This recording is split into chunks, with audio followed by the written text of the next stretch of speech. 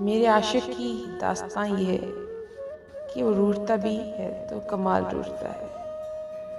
जब रूठ जाता है तो कोशिश करता है कि नज़र ना आए, कनखियों से चुपके चुपके देखता रहता है,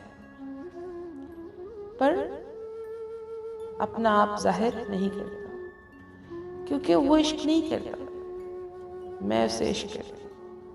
तो मेरी इंतहा ये है कि मैं हर वक्त उसे देखती, उसके लफ्ज़ों को पढ़ती और उसकी उस तमाम तहरीरों को पढ़ के अपने अंदर समा लेती हूँ।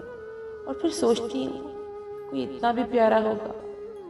फिर एक जुनून आग की तरह लपकता है और फिर वो ये कहता है, आज भी कोई अच्छे लोग हैं, आज भी कोई सच्चे लोग हैं।